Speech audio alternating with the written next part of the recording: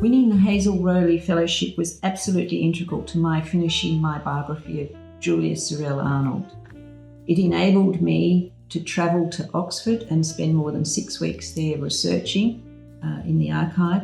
It also enabled me to travel to Tasmania and to access archives in the US and New Zealand. It also, I think, was critical because it affirmed what I was doing at a crucial stage. And also, when I felt like it couldn't be finished and I couldn't possibly go on with this, I thought of Hazel and I felt I owed it to her to finish this biography. So I would say that the fellowship was utterly critical in my writing and finishing my life of Julia Sorrell. Thank you. My name is Anne-Marie Priest and I received the Hazel Rowley Literary Fellowship in 2017, to my great joy, for my biography of Australian poet Gwen Harwood. And receiving the fellowship was a huge turning point for me, actually. I had been working on Gwen Harwood on and off since 2015, but of course literary biography is not really a commercial proposition. And as anyone knows who's written a biography, it's expensive. It's expensive in terms of time. You need a huge amount of time. You have to do the research, you have to visit the archives, you have to visit the places. But to do that, I needed some time off work and I needed some funding for travel. And those were the things that the Hazel Rowley Fellowship gave me.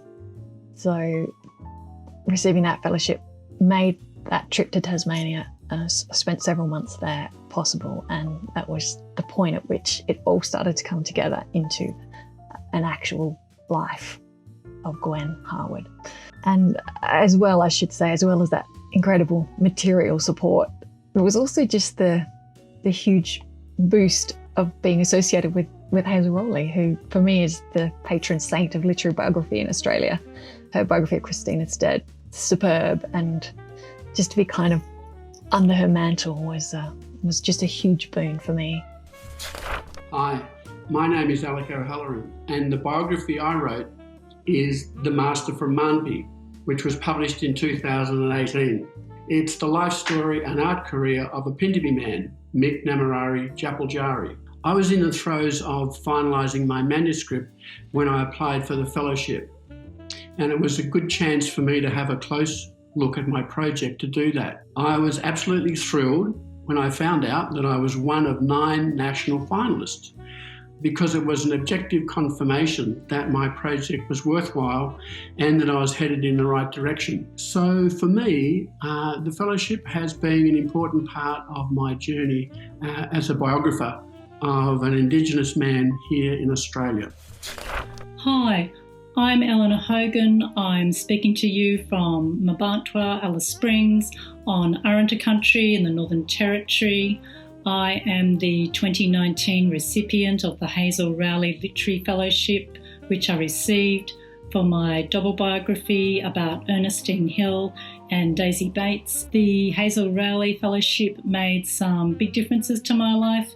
It enabled me to travel to a remote community I had visited several years earlier, to check stories with people, that they were happy me telling those stories, and to corroborate various details within them. It enabled me to set aside a block of time so I could work on finalising my manuscript for publication. My name is Stephanie Carlin. I'm in Hobart and I was shortlisted for the Hazel Rowley Literary Fellowship in 2019 and 2020. And it has done me the world of good for my writing, for my research and my proposal building, but also given me connections with publishers and definitely contributed to my success in gaining a scholarship. So I really applaud the Hazel Rowley Fellowship Committee, both for giving fantastic opportunities to writers, but also for celebrating a really remarkable woman and her gift to the genre of biography.